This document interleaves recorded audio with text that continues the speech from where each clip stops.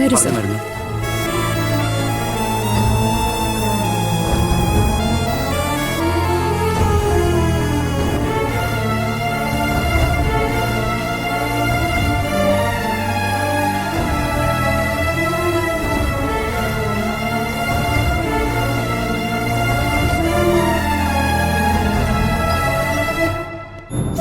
വിക്രം, എല്ലാ കാര്യവും ഭംഗിയായി നടന്നട.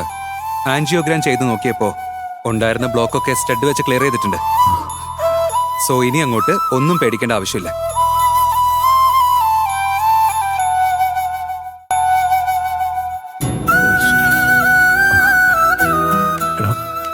എനിക്ക് അമ്മയൊന്ന് കാണാൻ പറ്റുമോ? കാണാടാ, നീ കുറച്ചേരം കൂടെ ഒന്ന് വെയിറ്റ് ചെയ്യേ. ആന്റി ഇപ്പോഴും ആ മയക്കത്തിൽ നിന്ന് ഉണർന്നിട്ടില്ല. എണീക്കുമ്പോ അവരറിയിച്ചോളും. അപ്പൊ നീ പോയി കണ്ടോ. മനസ്സിലായോ? താങ്ക്സ്. ഒരുപാട് നന്ദിയുണ്ട് മുരളി. അമ്മ പെട്ടെന്ന് ബോധം കെട്ട് വീണപ്പോ ഞാൻ വല്ലാതെ പതറിപ്പോയടാ. നിന്നെ കണ്ടതായാലും നന്നായി. Thank you so much. എടാ, നീ എന്തിനാണ് ഈ താങ്ക്സ് ഒക്കെ പറയുന്നത്? ഇതെന്റെ ഡ്യൂട്ടി അല്ലടാ. അത് മാത്രമല്ല, ആന്റി എനിക്ക് എന്റെ അമ്മയെ പോലെ തന്നെയല്ലേ. എന്തായാലും കൃത്യസമയത്ത് തന്നെ വന്നെന്റെ ദേവയാനിയെ രക്ഷപ്പെടുത്തി തന്നില്ലേ. നന്ദിയുണ്ട് മോനെ. അച്ഛാ, അതിന്റെ ഒന്നും ഒരു ആവശ്യമില്ല. അച്ഛ സമാധാനായിട്ടിരിക്കെ. ഇനി നിങ്ങൾ ചെയ്യേണ്ട കാര്യം എന്താന്ന് വെച്ചാ ആന്റിയെ കെയർഫുൾ ആയിട്ട് നോക്കുക എന്നുള്ളതാ. പിന്നെ വിക്രം, ആന്റിയുടെ എല്ലാ ടെസ്റ്റുകളും എടുത്ത് നോക്കിയായിരുന്നു. ആന്റിക്ക് കൊളസ്ട്രോൾ ഒഴിച്ച് ബാക്കി എല്ലാം നോർമൽ ആയിരുന്നു. അങ്ങനെയുള്ള ഒരാൾക്ക് അറ്റാക്ക് വരാനുള്ള ചാൻസ് തീരെയില്ല. എന്തെങ്കിലും സ്ട്രെസ്സോ ഡിപ്രഷനോ ഉണ്ടെങ്കിൽ മാത്രമേ ഇങ്ങനെ അറ്റാക്ക് വരാനുള്ള സാധ്യതയുള്ളൂ. ആന്റിക്ക് അങ്ങനെ എന്തെങ്കിലും പ്രശ്നം ഉണ്ടായോ?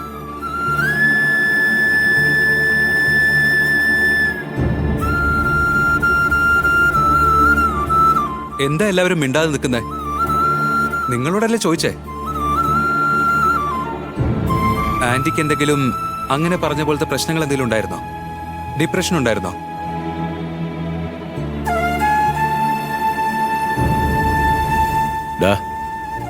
നിന്റെ കൂട്ടുകാരൻ ചോദിച്ചു കേട്ടില്ലേ? പറയേ, അമ്മയ്ക്ക് എങ്ങനെ ഡിപ്രഷൻ വന്നേന്ന് നിന്റെ വായോണ്ട് തന്നെ പറഞ്ഞു കൊടുക്ക്.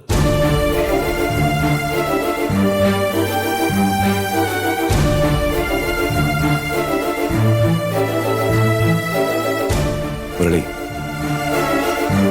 നീ വിക്രമന്റെ കൂടെ തന്നെയല്ലേ പഠിച്ചത്? അവന് ദേഷ്യം വരുമ്പോ എന്തൊക്കെയാ കാട്ടിക്കൂട്ടെന്നുള്ള കാര്യം നിനക്കറിയാലോ. അവന്റെ ആ ദേഷ്യം തന്നെയാ അവന്റെ അമ്മയുടെ ഇപ്പോഴത്തെ അവസ്ഥയ്ക്ക് കാരണം.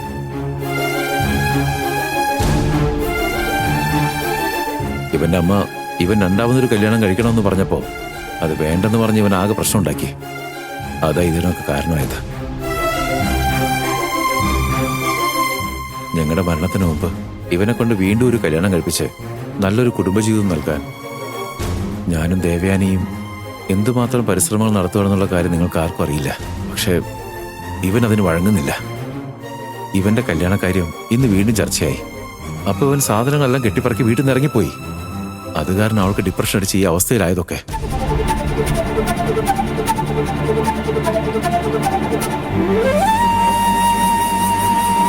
വിക്രം, ഞാൻ നിന്റെ അടുത്തൊരു ഡോക്ടറായിട്ടാണോ അതൊരു സുഹൃത്തായിട്ടാണോ സംസാരിക്കുന്നതെന്ന് അറിയില്ല. പക്ഷെ ഞാനൊരു സാധാരണക്കാരനായിട്ട് നിന്നോട് പറയുക. നിനക്ക് തന്നെ അറിയാലോ എനിക്ക് എന്റെ അമ്മയുടെ അടുത്ത് എത്രത്തോളം സ്നേഹം ഉണ്ടായിരുന്നു. അമ്മ ഇപ്പൊ എന്റെ കൂടെ ഇല്ലടാ. ഞാൻ ഈ മെഡിക്കൽ ഫീൽഡില് ഒരുപാട് കാര്യങ്ങൾ നേടിയിട്ടുണ്ട്. എല്ലാവരും എന്നെ അഭിനന്ദിക്കുന്നുമുണ്ട്. പക്ഷേ എന്റെ ഈ നല്ല നേട്ടങ്ങൾ കാണാൻ, എന്റെ ഈ വിജയങ്ങൾ കാണാൻ എന്റെ അമ്മ എന്റെ കൂടെ ഇല്ലല്ലോ എന്നുള്ള വിഷമം മാത്രമേ എനിക്കിപ്പോ ഉള്ളൂ.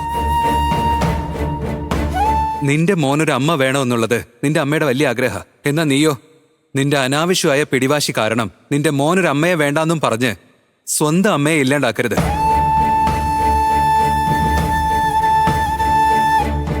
ഇനിയും നീ അമ്മയെ വേദനിപ്പിച്ച നാളെ നിന്റെ ജീവിതത്തിൽ ഉണ്ടാവുന്ന ഓരോ വിജയവും കാണാൻ നിന്റെ അമ്മ ഒരിക്കലും നിന്റെ കൂടെ ഉണ്ടാവണമെന്നില്ല. നമ്മുടെ വിജയത്തില് സന്തോഷിക്കുന്നതും നമ്മുടെ പരാജയത്തില് തളരാതെ കൈ പിടിച്ചുയർത്തുന്നതും നമ്മുടെ അമ്മ തന്നെയാടാ.